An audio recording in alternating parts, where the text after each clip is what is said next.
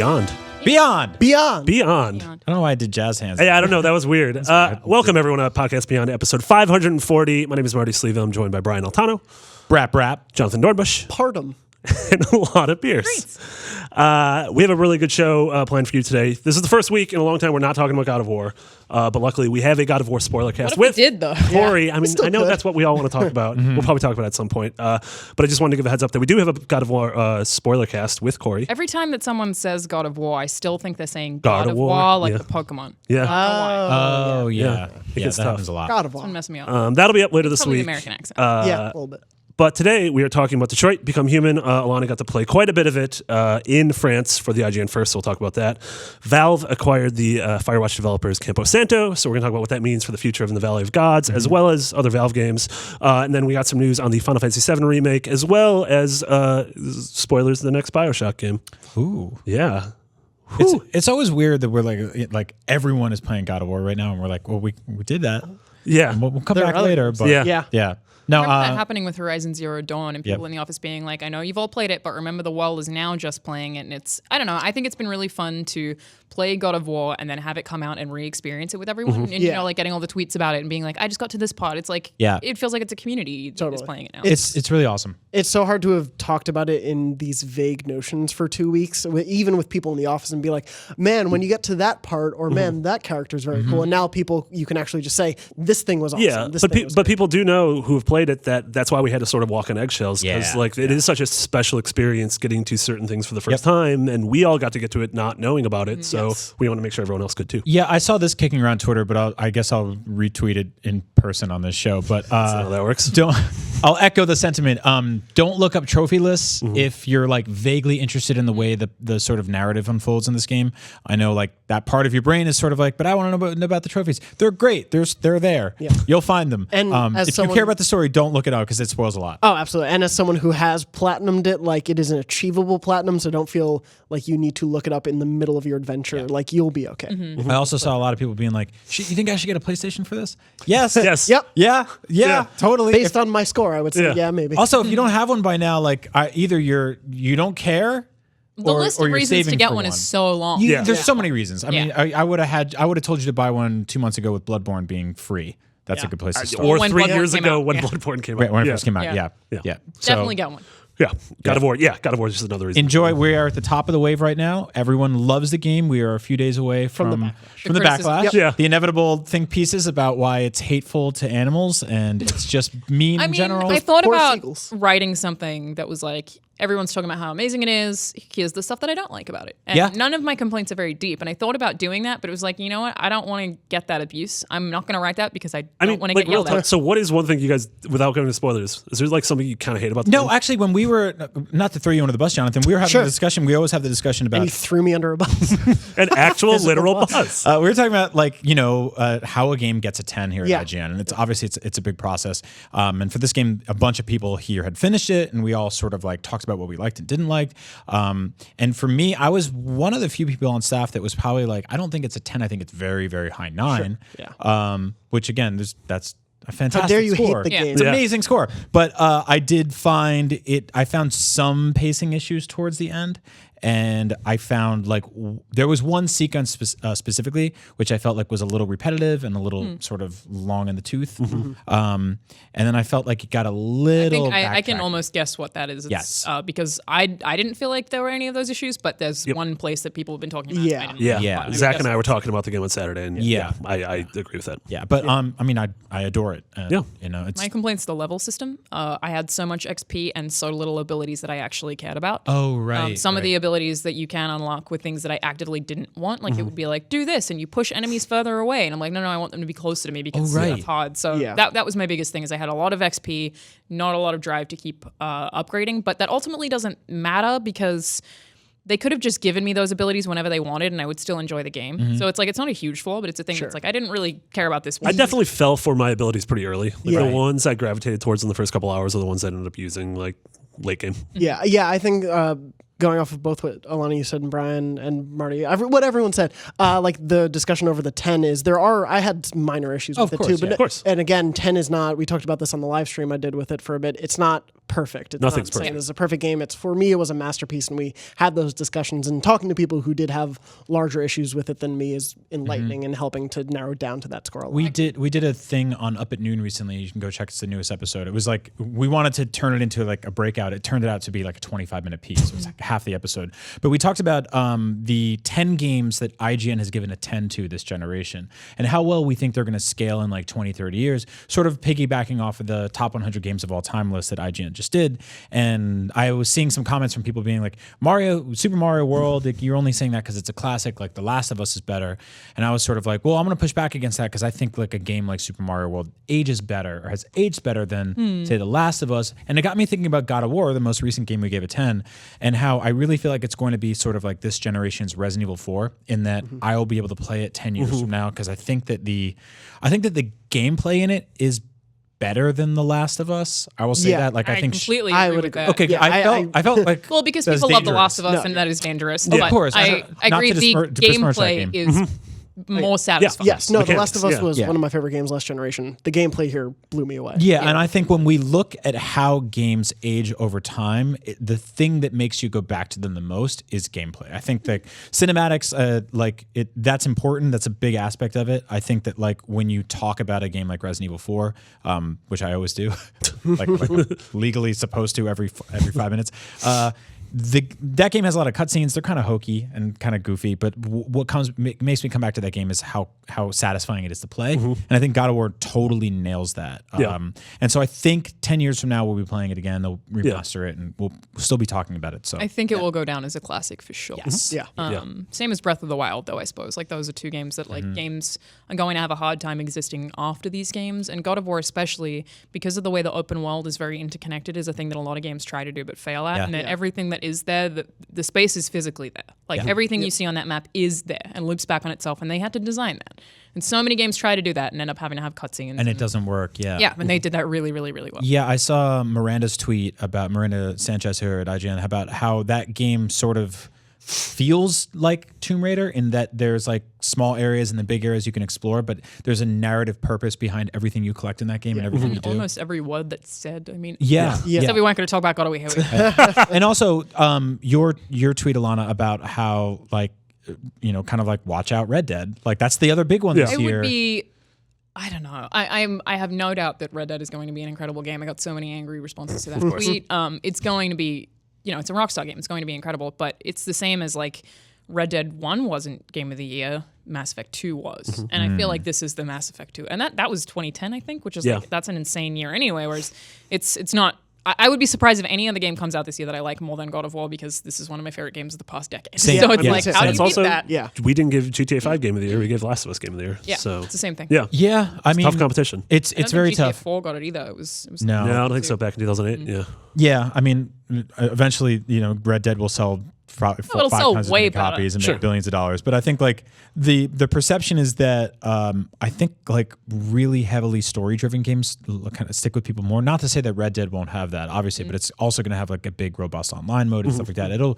People will come to it for different reasons, but I think people are all coming to God of War for the same stuff. Yeah, and I think GTA 5 is one of the best games ever made, but I don't have an emotional attachment to GTA 5 the way I do with Mass Effect 2. No, That's I didn't. kind of the difference. I didn't cry when I finished GTA 5. Right. Yeah. Or at any point. Really. Yeah. Great game. You didn't cry while playing tennis? Only the tennis. Yeah. I did because I'm very bad at tennis. Just made you cry.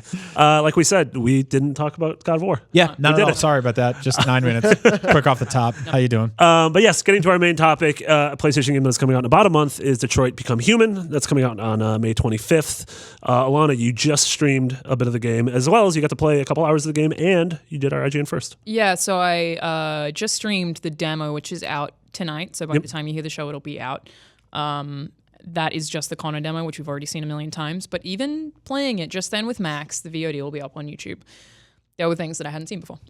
I've played it 3 times. I've now played it 7 times, and we still didn't unlock every possible ending in that whole thing. And that's what Detroit is just a series of choices. And I directly asked David Cage when I did the IGN first.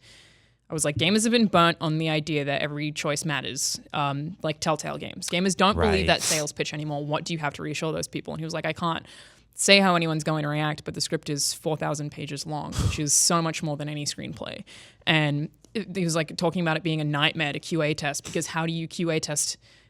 The problem is, like, sure, you have a choice every scene, but you actually have 10 tiny choices which build into a bigger choice, which builds into a bigger choice. And say a character dies early on in the game, you won't see them later in the game when they would have appeared. And it's like, it's huge. It really is huge. And I can't tell you that the ending's going to pan out, but when I asked the devs how many endings there were, none of them could answer me. What? Yeah, not one. Every single time I said, how many endings does this game have? And they're all in completely different interviews. It's not like this was rehearsed. They're all thinking. David Cage says, I don't know, a lot. Another one was like, that depends what you define as an ending. The interview cuts and he goes, do you want me to actually find the number? I think it's floating around in an email somewhere, but I don't know what it is. Like, they don't know how big it is. That's how big it is. And it really does feel that way. Every single thing that you do, there are scenes that you can completely skip, that you won't even get a certain scene or even meet a certain character because you didn't make the choices that led that way. But at no point does it feel poorly paced. It always feels like, it never feels like you missed anything if you did. You wouldn't know until you saw the thing afterwards, and then you're like, wait a minute, what did I miss? And it conveniently lets you just hit X to replay a scene. So you can replay whatever you want. And the way that David Cage suggests playing through it, and the way that I'm going to play through it, and I imagine a lot of people will, is just have one full playthrough. Finish it your way, make all the choices you would make. I'm already struggling with the idea that I made a choice in my preview that I'm like, am I going to make the same one? Like, I don't know. Because there's a character who died that I like felt really responsible about. But the conflict I've been having for the past month since I played it is, okay, but what if I save him and then he hates me because of what I had to do to save him? Which is worse, him dying or him hating me? He was like, I don't know. It's just a lot of pressure. Did you start from the beginning? Like, did you have all of the context? Okay, so you had all the context people will have when they get to that point. The start of the game is the Connor demo.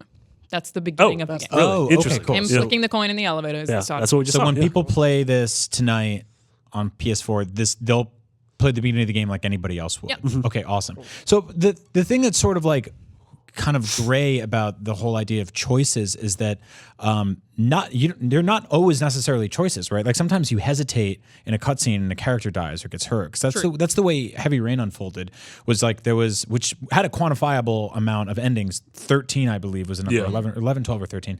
Because I remember Greg Miller doing the guide for that game, or doing a piece on all the endings, and it was sort of like, it's like, oh my God, you have a lot more patience than I do. But one of my favorite things about that game was talking to people like Greg and other people, having those water cooler conversations about, what we did and how we interacted with stuff. And a lot of people like who weren't that great at the game, I watched them play in front of me, and like they're in a fight, the guy wins the fight that they're fighting against, and he runs off, and he's just a goddamn threat later in the game. And so that's not really a choice as much as it is like, I didn't hit square. No, it's like a consequence. It doesn't have as much QTEs as I think previous games have. That's good to hear. But I still think it's similar to that.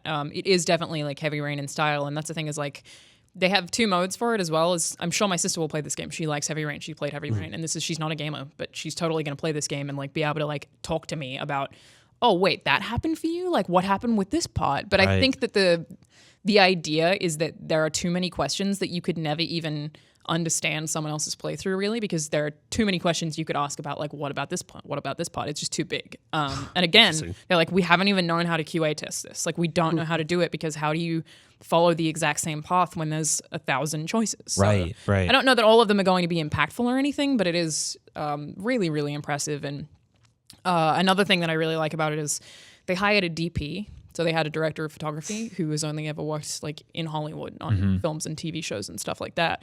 So each character, because there are 3 playable characters, are shot differently and lighted differently, and they have different grain and different cameras. So Connor, who is basically a really high-tech android who acts as a detective, he has like white and blue are his colors.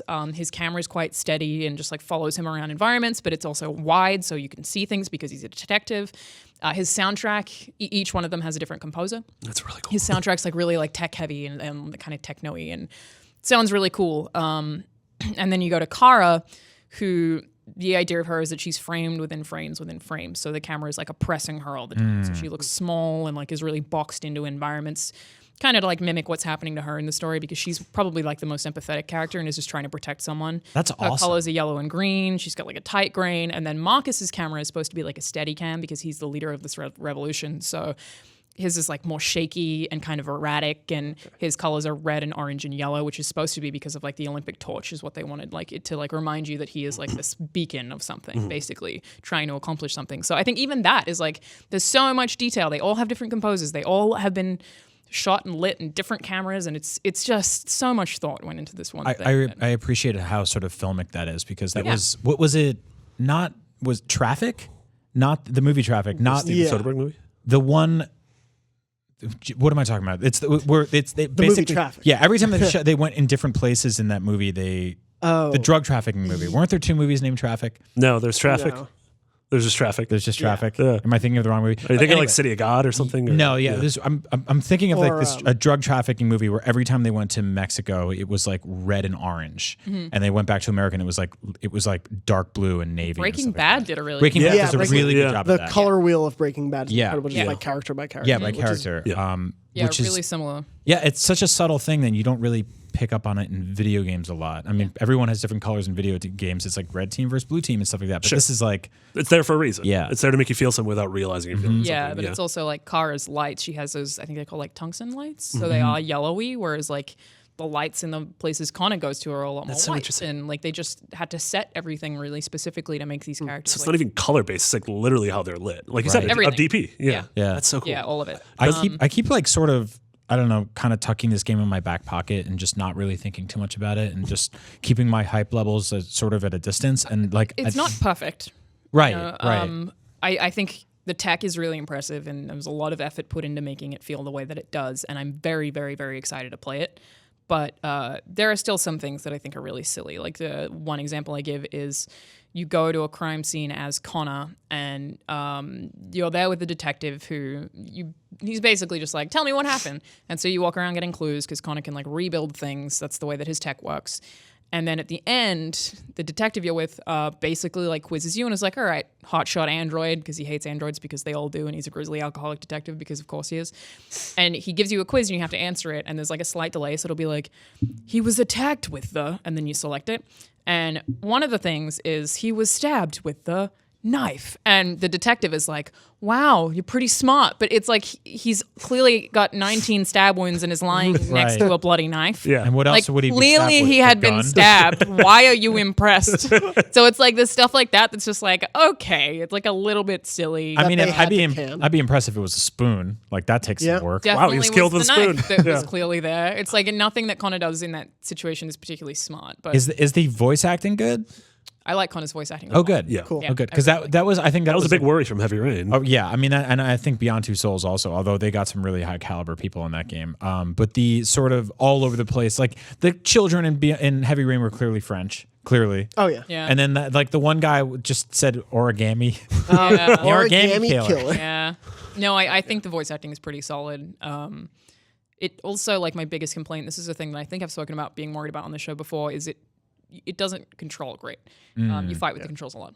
And that's just like trying to bend down and like, oh, I guess you didn't angle the joystick perfectly or whatever, or like swiping on something. The most annoying thing, every time that it happened, I screwed it up, was moments where it tells you to lift the control, so you physically have to move the DualShock up. To be able to do something. Right. And every time I'd be like, Yeah. come I can't on. believe that stuff's still happening. Yeah. It's Yeah, so that's odd. been pervasive for them. So I mean, Heavy Rain. I would think PlayStation maybe asked them to do it. maybe. Yeah. I mean, yeah. Like no one else is using this the way that we hoped it would be used because it's annoying. Or they Heavy Rain had started it too. started developing this game back when this was still a thing. I mean, remember, like nothing can be as bad as Beyond Two Souls, like controlling the ghost. Like Yeah, that that was. was I Heavy imagine. Rain was bad too, for sure. Yeah. Yeah. But Didn't like- you have to walk with a trigger and then well, controls? Yeah. I feel like there were very Yeah, awkward, I think you're right. extra steps you had Yeah. to take. But Heavy Rain also did some pretty smart stuff with sort of purposely making the controls obtuse. Yeah. Like when you get in a car accident in that game, Yeah. having to sort of like struggle out of the seatbelt to reach the latch. They did all this stuff where you're like, Yes. they made you hold the controller in a way I've never held a controller before because it was purposely supposed to feel awkward and So difficult. that's the thing that they've done in this as well. We got a exclusive gameplay clip actually that should be up on the site right now Roll it. No, that's of a scene I said that's that. called Mass Grave, and basically It's a comedy. try to avoid any spoilers. It's going to be hard to talk about it, but a character has basically like been torn apart and thrown into this android junkyard where all these androids are like decaying and like reaching out to you and like begging you not to let them die, and it's like it's pretty brutal. But you start there with your optics disabled and like one of your audio receptors disabled and whatever powers you disabled. So basically, as you're supposed to be feeling the struggle of the character, like climbing to like find a new leg to rip off another android to put on yourself, it makes you press buttons in the way that it feels like a struggle. And I think that's the thing that they do very smartly. Because it's not QTEs, so it's not like there's a timer. There is for some of the dialogue stuff, but this is just like you have to press the right thing and do it at the right time. And I don't know, it feels like they pick the right part of the controller to make you press at a certain time to make you feel like you are going through the struggle the character is going through. Like, it makes sense there. Like, put yourself in the role of this character. If you're in a car crash or in a mass grave, like that makes sense. But if I'm like bending down to pick up a glass of water, it's just like it's awkwardly precise is what it is. And like, I don't know, it feels like it's more precise than a fighting game. That's weird. And then it's like, why do I have to do this multiple times? And I was worried about this before it came out, and then it really is like that. But I think it's excusable, and then I think this game is going to be fun enough to play through and to talk to everyone about that I'll like tolerate it. But it's certainly not perfect. And it's just kind of weird to me that they haven't figured that out yet. Does this feel like it'll be fun in like group settings, like the way Until Dawn was? So I'm thinking about like organizing a Let's Play in this for sure in the same way as Until Dawn. But I was thinking about doing it with Max actually, where one of us is trying to kill everyone and one of us is trying to keep everyone alive. So like, say he's trying to keep every character alive and I'm trying to kill every single one of them. Right. And we get to make every second choice. So we're just fighting with each other constantly. So I think that would be super I love fun. the idea of like having to clean up other people's messes. Right. So does it, like, some of the themes, at least like at a superficial level, feel like they're similar to Westworld? Which I know a lot of people are watching. Season 2 just started. I mean, clearly it does deal just with like sentience and AI and androids and everything. Do you get any similar vibes? Like, does Cara seem like a Dolores to you? I guess without going into spoilers to that show. Not really. I think that Westworld is about that universe and the way that universe functions, whereas Detroit is about humanity. And they try to make Detroit a game that they say, like, we tried to make a sci-fi game that is not sci-fi, that doesn't feel like sci-fi. It just happens to be the world in the future. It's very subtle. So it doesn't feel like it's, Westworld and that it has this like full system and this full plot built around it. It's just these androids going deviant is what they call it, and just like screwing up and just wanting to be human, and just that struggle of, it's more about, human reflections and human values. It's way more of like a parallel for just like blatant racism than it is for the way that Westworld tackles it. Right. So it's a little more Blade Runner-y? I guess. Yeah, probably more Blade Runner than Westworld, I would say. Because like by 2049, they're basically treat replicants like... Yeah. It's... I can't say how well it deals with those themes because I don't know. But it definitely is more about like them wanting to feel like human. I would say it's more Blade Runner-y, more like parallel for racism for sure. Cool. And then does it again? Awesome. No, I love like dystopian sci-fi stuff like that. So that's like, I don't know. I'm into that angle to see if they handle it well. Yeah. To me, like Westworld's one of those shows where at this point, like, I don't know. I'm not rooting for anyone anymore. Yeah. There isn't a single likable character left. Everyone is sort of morally ambiguous, and it's sort of like, who is the robot? Is it us? Like, shut up. I feel like the territory. I still watch it because it's a gorgeous bleak sci-fi. That's before they even announced season 2 that I don't think that show needed a season 2 because I think the first season is almost perfect. I totally agree. So I don't even know if I want to watch it. But yeah, Detroit is definitely a human story where you're supposed to empathize with the androids. And one thing that I have a theory on this, so it's not a spoiler because it's totally not confirmed. So Connor, being the smart android, I think that he can die multiple times in the game, but he always gets reset. So he's rebooted. I don't think the other two are because they deviate really early. Oh. So Connor is hunting deviant androids. I assume he ends up hunting Cara and Marcus, meaning that he hasn't deviated for quite a long time. But if he dies, he gets reset. If he lives in every circumstance, there's a thing on the screen that says like destabilizing or something along those lines. So I think that if you keep Connor alive and he hunts more and more androids and remembers every single one that he's hunted, that he is more likely to deviate. That based on the amount of androids that he's had to kill or mess up, that it's slowly messing him up. It's getting to him. In theory, if he dies every time, you're resetting him every time, so maybe he will never deviate. That's really interesting. Which means that even if you screw up and accidentally kill him, you change how quickly he sides with the other two characters. Oh, man. I don't know, but that's like kind of what I'm thinking, and I'm very intrigued by that. I feel like that whole stabilization mechanic just opens them up to so many more threads that you have to plan for each scene, someone stabilizing or destabilizing with him, and what that means then for the future, if he does that for 3 scenes versus not. My big worry is just that, obviously they've put as much work as they can into the script, because so much of the game is the script, that it works, then it's successfully like enjoyable, even if you take one path versus another path. Like, I wonder how you balance that to make sure if someone does every scene this way, it can be just as enjoyable as doing every scene the other way, or mixing and matching. So there's one scene where I took the simplest path, unknowingly. I just did the simplest thing. And it was, I guess, because I was trying to save someone. And I was just like, I'm going to do this because it seems obvious, but it meant that I didn't talk to anyone in the environment. I like very much hid from everything and like tried to like just do whatever was safe.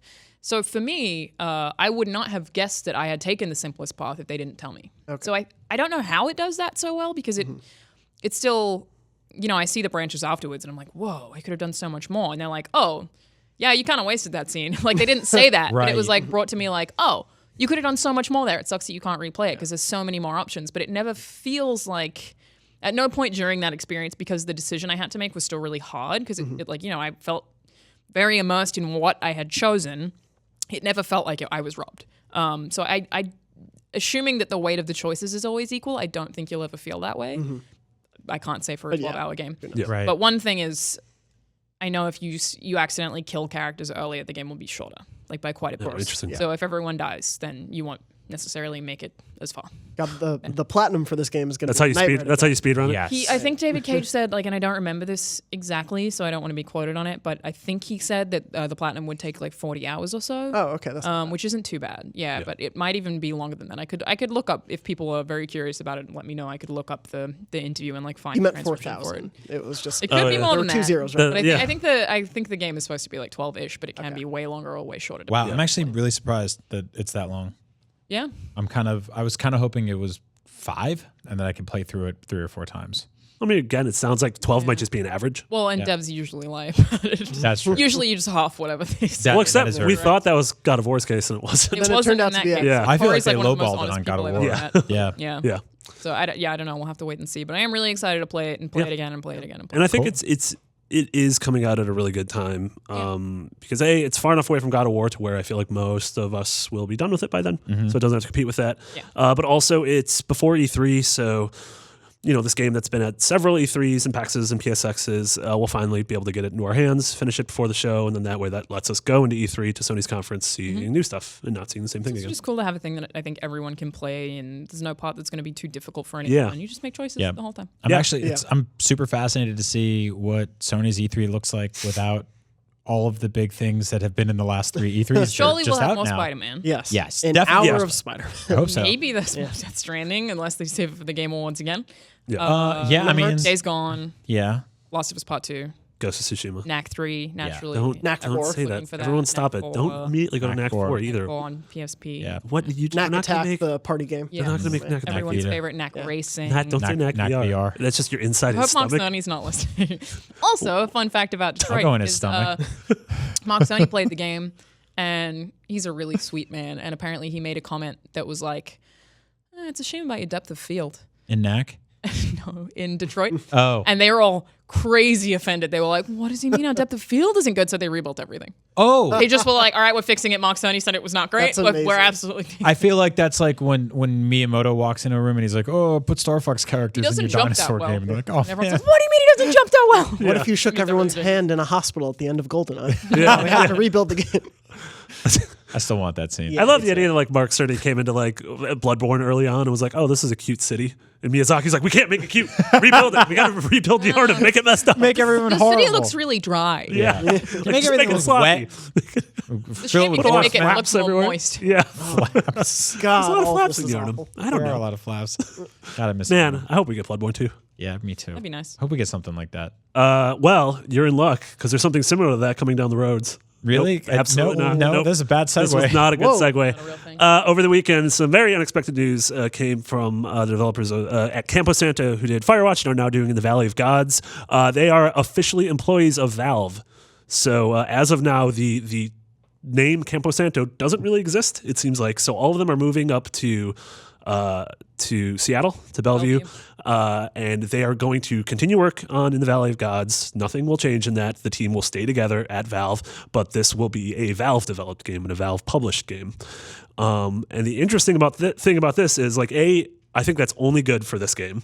Yes. Because it sounds like, I mean, we've interviewed Sean and Jake and people will Chris. know what this game is now because of this announcement. Because of this announcement, totally. Yeah. And it sounds like they wouldn't have made this move if they didn't know that they were going to have the autonomy to continue to make the thing that was their vision, which I guess if you don't know, In the Valley Gods was revealed during the Game Awards, and it's another first place puzzle narrative game where you're two documentarians in the early 1900s who go to Egypt to a lost tomb or temple to try to make a documentary. I get the song from the trailer stuck in my head. It's so good. The drums and everything. Yeah. It's such a good trailer. God, that's awesome. So the interesting thing about this is it's still set to be a 2019 game. You imagine it might be easier for them because if anything, they'll have a ton of QA. Yeah. Behind their back, so they could still work on the game proper, and then they'll have Valve QA. But my big question is, what happens to them after this? Do you think they can... Even this doesn't make sense. My question is why. Like, I think that game's going to be really interesting. I like the team a lot. Why did Valve go for this? If you look at Portal, Team Fortress, Left 4 Dead, if you look at those... Dota, why this game? Why? It's a really good question. I think it's surprising to us because this historically doesn't really happen in the medium of video games, but it's something we see a lot happen in music, where like a band will, in the middle of a project, switch record labels and then just have a new place to finish their album and put it out. Usually, Valve never does this. No, that's where it gets odd. But what's weird about this is that like these guys they didn't finish their game and they're shopping it around for like a distributor. They're still working on it, and Valve was like, "Come work on it here, and if you want to use our VO booth, you can do that." And you get all these free Steam games and stuff like that. You know? So they did it for the Dota too. Yeah, I deal with that weird Valve culture where they don't have managers; they just have leaders that are chosen from the group. It's like this weird. Yeah, they don't have seats. They just have weird balls they probably sit on. Yeah, they might have seats. They just roll around like Iggy Koopa all day. I don't know what's going on. It's I find that interesting, but I don't know. I mean, I think that like Valve is probably trying to diversify their portfolio, and they are trying to kind of like put out this array of games that, you know, that to be known for making games again. And the easiest way to do that is to get people who are making games already rather than start developing from the ground up. In my head, this means that, you know, with the way that they acquired Portal, which I don't remember the name of it. Nebular Drop. Something fancy. It's Kim Swift's game. Yeah. In the Valley of the Gods must just have something incredible that we don't know about it. Yeah. Yeah. I mean, it sounded like the thing they were gunning for is that you film a documentary inside the game. Right. Yeah. And if Valve saw that and was like, hey, what if we help you turn that into a hook that's not just a cute thing like developing the photos in Firewatch, but a like, oh my God, other games are looking at this like this is incredible. Yeah. Like you've put Movie Maker inside of a video game. Well, I mean, I think this is a good studio to latch onto right now, you know? Like this they're also, I mean, we're forgetting they're making a Firewatch movie. Yeah. It's a cool get for everyone involved. I believe Valve's first game with these guys will be the Switch port of Firewatch. Yeah, is Valve's name going to be on that? Probably. I mean, at this point, have that weird man with the Valve in his Is that going to be how weird it'd be to load up Firewatch on Switch and see the Valve logo? I mean, all of that makes no sense anyway, right? Like it's all interesting. Say it's a good get. Again, is it even? Like, I don't understand what Valve's doing right now. They said that they miss making video games, that they're envious of how Nintendo's able to do it, and I get that. And I totally think that this game is going to be cool, and it's a cool place to start. But Steam makes so much money. Is it worth it? Maybe they had a killer Is it worth it for Valve? Portal 3 pitch. I mean, maybe. I think Sean Bannerman in there with Portal 3. I don't think that's insane. I wouldn't discount the idea that after In the Valley of Gods, they go to a famous Valve property. Like that's not out of the question. I think they had a killer Q4, and they were like, "We have a ton of money. Let's spend it." Like, that's the thing is, Valve. They don't have reasons to really make games anymore. Steam just prints money. Well, I mean, for a couple of years, Netflix didn't have reasons to make shows, right? Like they could just kind of sign deals with licensees and they could bring in movie studios. Though. Like, sure, there's Origin.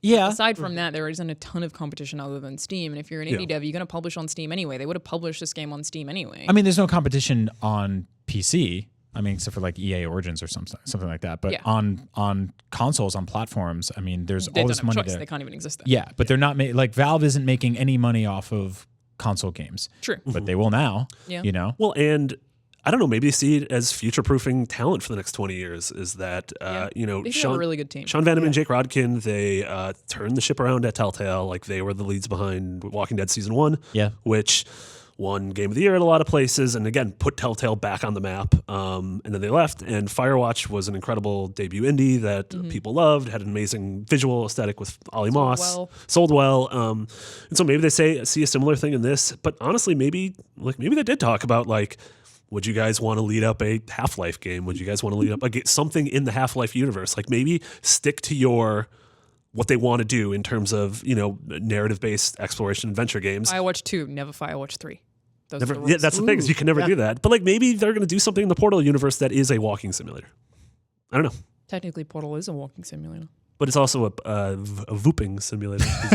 You definitely do. You do. Yeah, you do. That's the verb. don't like you that do lots of voops. I don't like that word. Well, either. voops when you go into the blue one. You gotta stop saying that word. It's hoofs when you come out the orange one. Is that true? Yeah. Is that what they call it? That's what Gabe said. All right. So yeah, we know. Yeah, we know that we have 2 Valve games on the horizon with In the Valley of Gods as well as Artifact, which is the Dota card game, which are 2 things that Miranda cares about. Yep. Maybe Gabe Newell just really wanted people to shut up saying that Valve doesn't make games anymore. I honestly think my guess here is like I want to understand the business behind it. I want to ask Gabe why. Like, from a business perspective, it doesn't make sense to me. But I'm wondering if maybe it's just the dude's passionate and just wants to start doing it again. Like, maybe that's it. Maybe he's just like, I really appreciate this team of very talented people who made something that was both critically and commercially successful, and I want to walk around them. Yeah. It could be as simple as that. Also, Sorry, I 100% believe there is a certain bit of it that is the passion, the legacy of looking at Valve, you know, years down the line.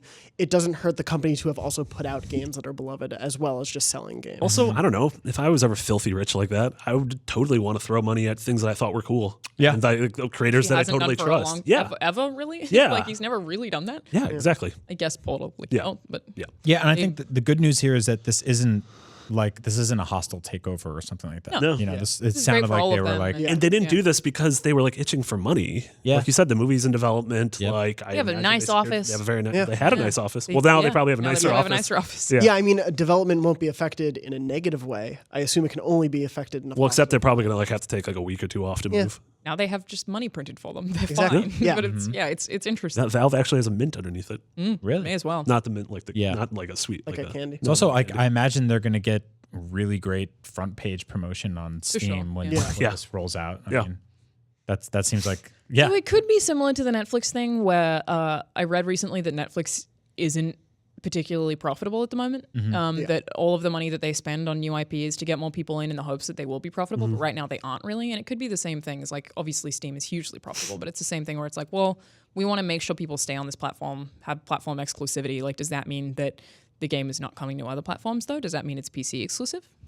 I mean, I hope not, because I hope not too. I think the game is still going to come out on other systems. I said, but who knows what their future games are going to be on? Yeah, I think there is a certain extent of what Netflix does in creating so much original content is also in the future when they lose licensing deals. Maybe they lose 50 movies, but they made another 50, another 100. Right. That you can just say, well, we have the numbers. Like I said, like if this was a hostile takeover situation and they're like, this is a Steam game only now, and like the good guy Gabe Newell meme goes away. I think that sucks for everybody, especially this show that just spent 15 minutes talking about it. I think it'll just be really curious if this is an anomaly or if they do if this is the start of something different. Yeah, if it's the start of something, it makes more sense to me. Yes, But right now, I'm like, no, as a solitary move, it is odd. Yeah. Totally agree with you. But if like all of a sudden they announce like, oh, we bought the creators of Outlast and then we bought Fulbright, and you're like, bought Capybara. Yeah, exactly. Yeah. Does that mean Below's coming out? Making games now? Below is already out. You didn't know it. On Steam. Frog Fractions.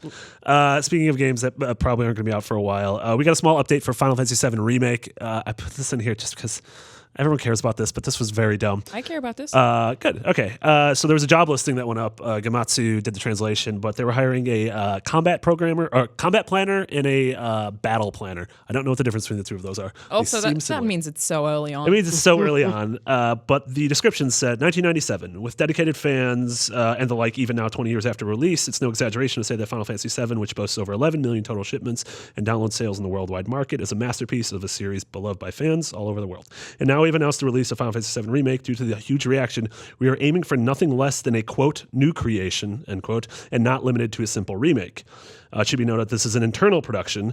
After 20 years, the staff behind the original Final Fantasy VII, who are top rankers in the industry even now, are reuniting. It's a project to create, quote, a title that surpasses the original, end quote, and is starting full scale. So any of the work done outside the studio doesn't exist anymore? So that's the thing is when this was originally revealed, which is some of the footage you're seeing now, CyberConnect was working on it, who are known for making Naruto games, and they worked on the what's Wrath of Basura, or was it, or Wrath of Basura's Wrath? Wrath of Basura's Wrath of the Garbage. I was gonna say Basura's. Did I just editorialize that? Before we get into this, Jose and I used to call that game Basura's Wrath. can we just talk about how they boast over 11 million total shipments, and that's like 10% of what GTA 5 has shipped? GTA is at 90. You're like, oh, 11 million. Then I'm like, oh, wait, that's not even that much. And this is like, you would think it's one of the most popular games ever made. 20 years old. Not even that much. People were very mad when we put it at 99 on our top 100 list. Yeah, I wasn't.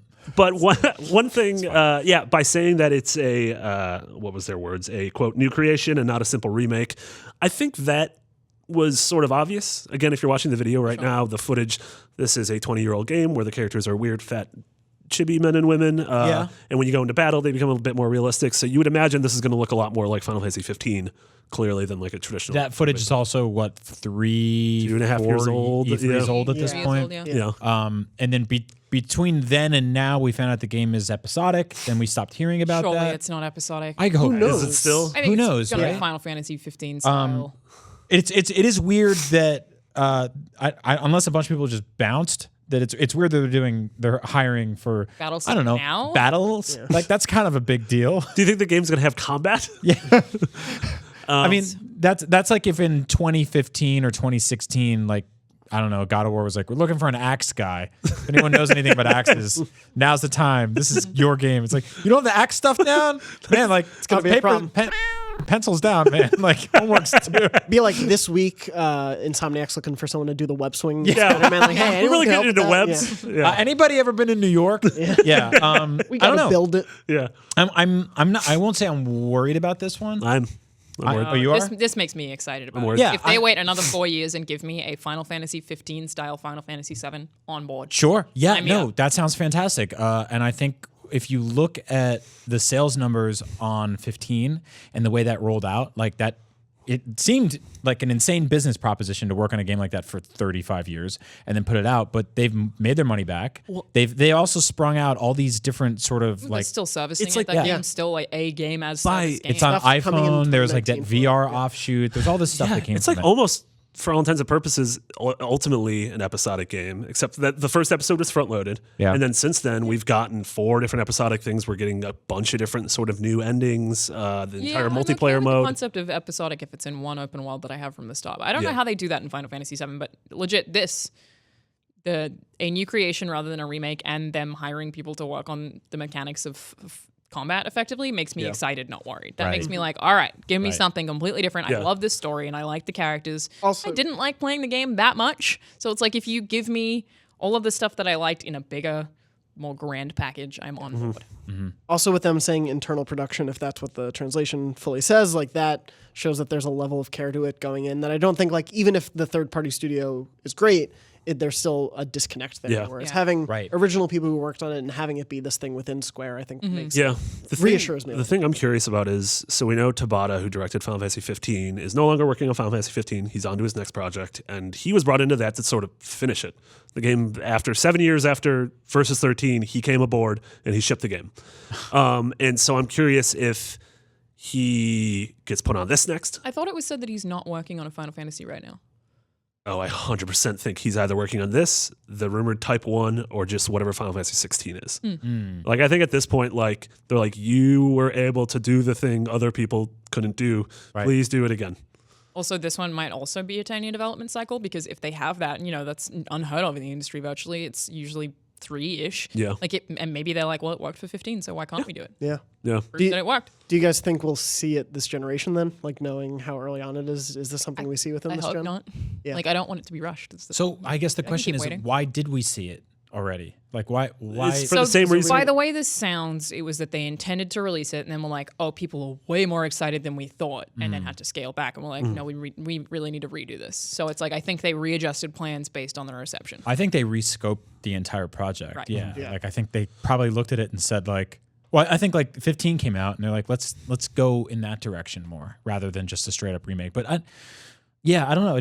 It's weird because we see remakes happen all the time and remasters all the time right now. We got Shadow of the Colossus just recently. It happens a lot, and that had just enough added to it where it felt like you polished some of the stuff that was rough around the edges. You added some stuff that some people were 50-50 on, but mostly like that is kind of just a remake. This is effectively a brand new game built from the ground up, and to me it seems like they showed their hand a little early on it. Yeah. I mean, which Square does. Yeah. Square did with Kingdom Hearts 3, with Versus 13. It's true. Yeah. That is so true. They have a history of that. Yeah. And it that's usually something pays off for them. So Yeah, it definitely did with Kingdom Hearts 3. People are find still out soon. super excited about Kingdom Hearts 3, though. Yeah. Yes, same. we Not are. a lot of devs can get away with that, right? You're on the People- wrong camera, Barrett. Person. Hello. Person. Tim. Hi. I'm excited Yes. about that Yeah. game. And it's So am I. like, No, there's so many things that they release too early that you get drowned on, but KH3 is not that. Like, Yeah. people are still like, hell. Well, and they sort of limited the drip of information on that game at least early on. Like they had the premiere trailer and then kind of stopped for a bit. And only recently in the last year or two have they done a trailer at every big convention. I mean, honestly, to me, 2 games recently that have got it right in terms of when we show it and when it comes out were God of War, and then, assuming it doesn't get delayed, Spider-Man.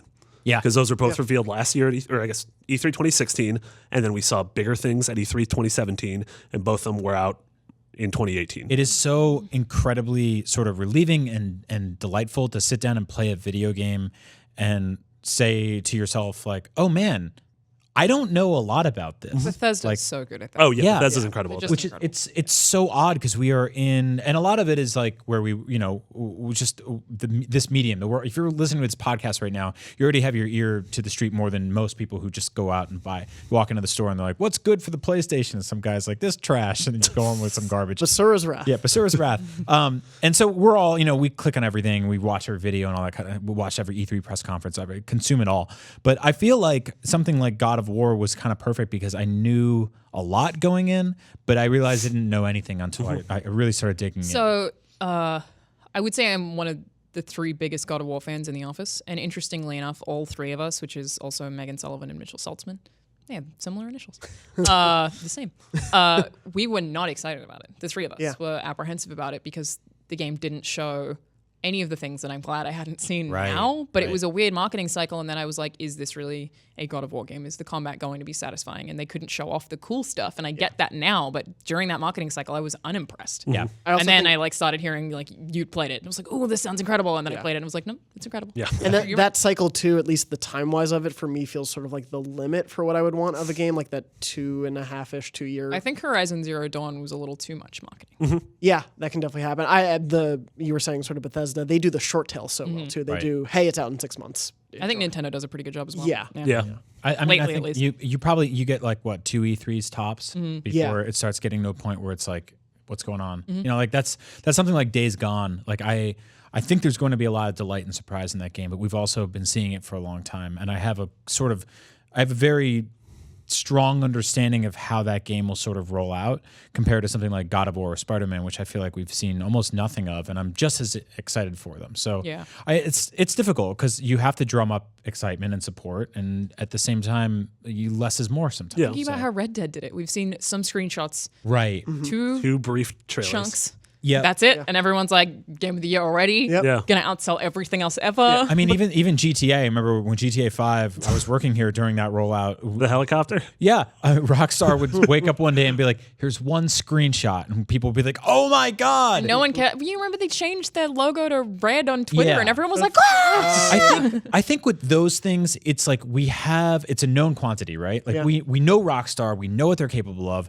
With Red Dead, I have this massive idea of what it's going to be like because I played Red Dead. Yeah. I played GTA 5. I know what that's going to look and feel like. You had said Guerrilla's game would be what they made. I wouldn't be like, Yeah, exactly. Seriously. Or like what is a God of War God of War 2018? game, or like what the new Spider-Man game's like. Yeah. I mean, all even we can piece Insomniac, together. like a great studio, has made incredible stuff. Yes. If you were like, I guess no. The minute I heard they were making a Spider-Man game, I was sold. To be fair, But there's also the weird way to sell a game of like Death Stranding, where we've seen 3 giant chunks of the last 3 years. Those are just short and I'm films. still like, what are you? just short. Yeah. films. What do I do with just my obscure short films? What do you do with your hands in the game? I don't know what my moment to moment is in Death Stranding, and that's like really interesting to me. You I watch don't care if several that short game's films bad in a row. as long as I keep getting short films. Yeah. Me too. The game could be bad and be like, just keep churning these out. They're amazing. I mean, if the game's bad but weird and interesting, then I think that's why Deadly that's an Premonition is achievement my in some way. favorite video game.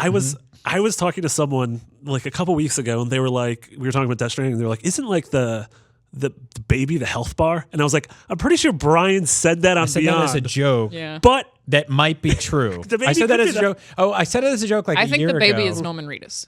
Yeah, Norman Fetus. Yeah. Yeah, and he has to keep it alive to keep himself alive to like save some kind of time loop. That's Baby's man, Norman Reedus.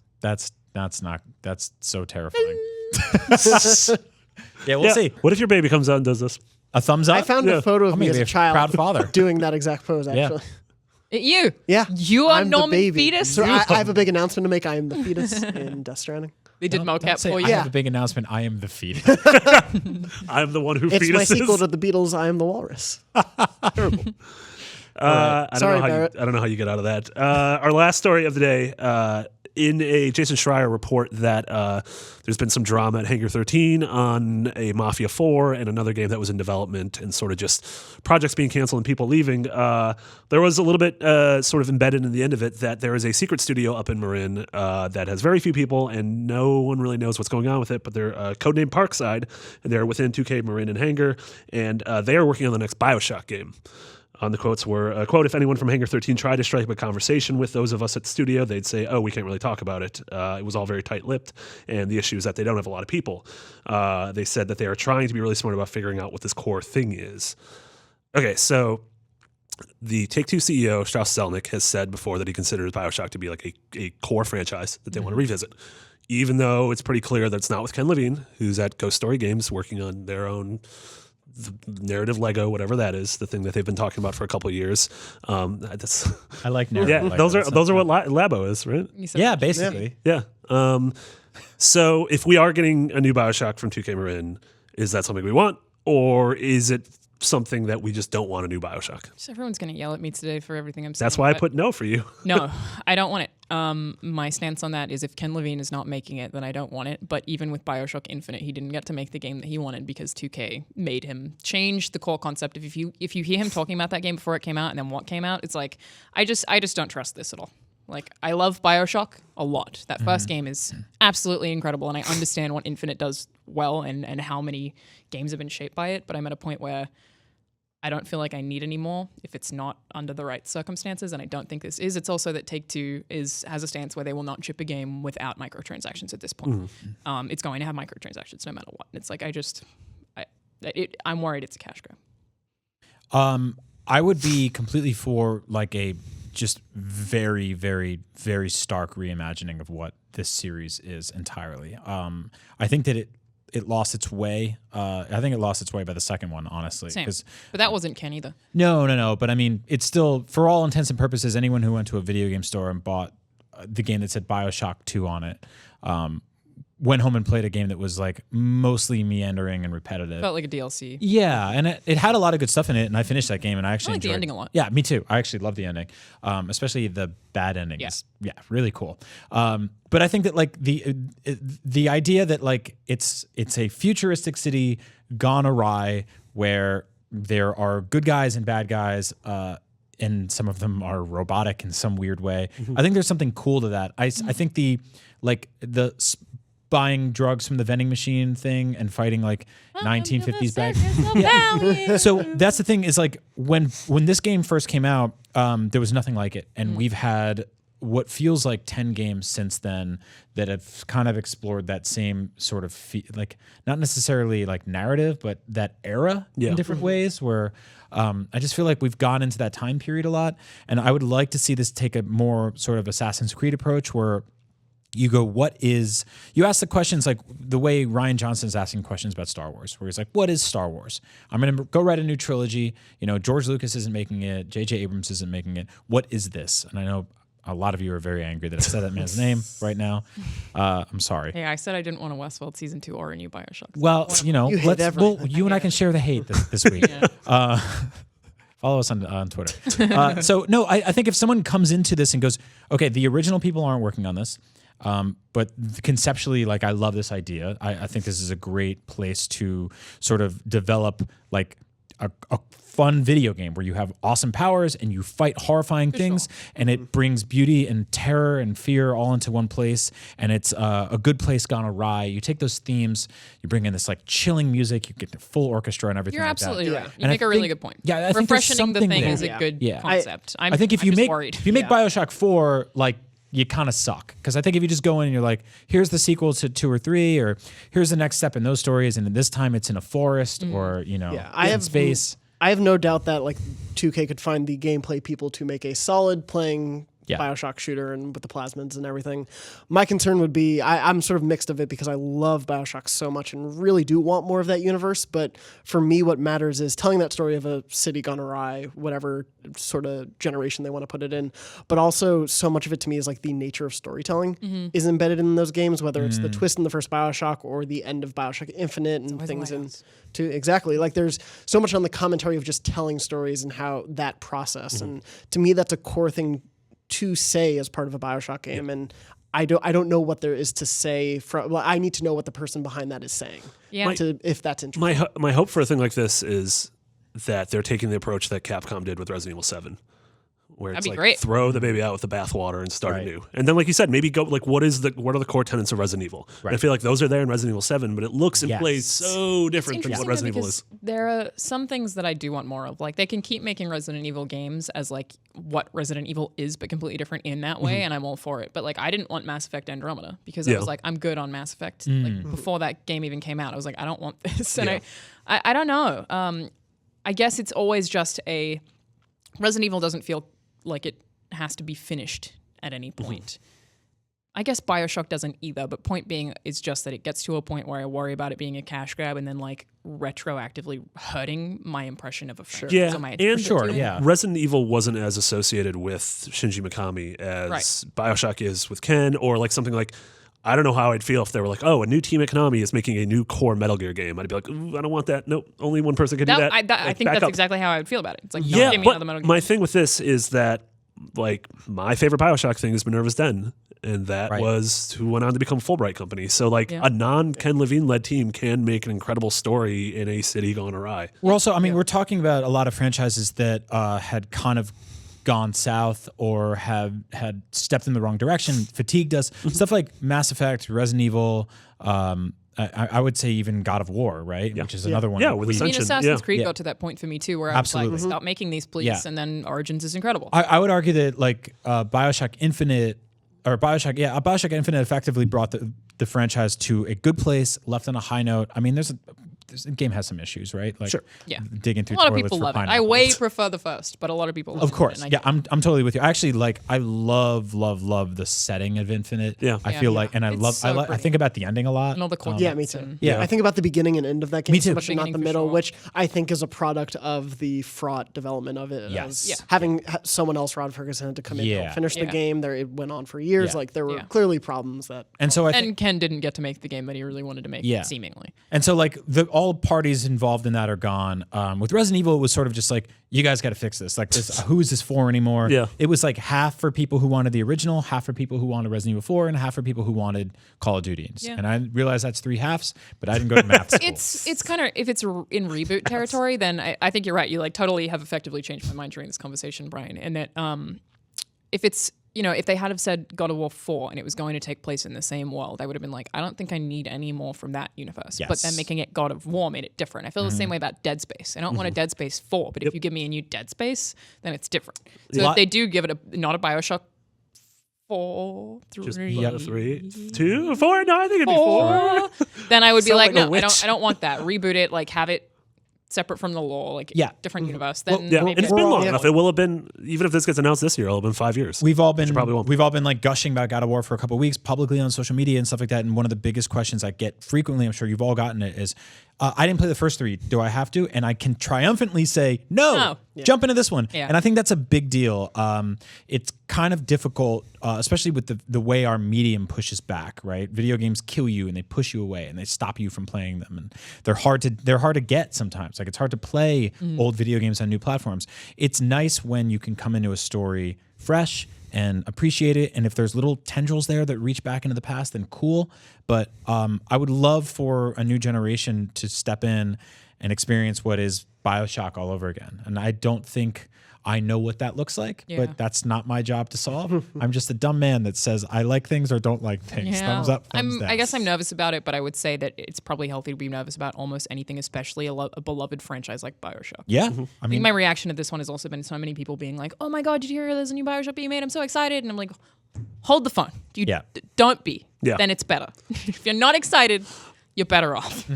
Yeah, I mean, I feel like that's cautious a good life optimism. lesson. Yeah. There it Temper is. your expectations. Yeah. Well, there you have it.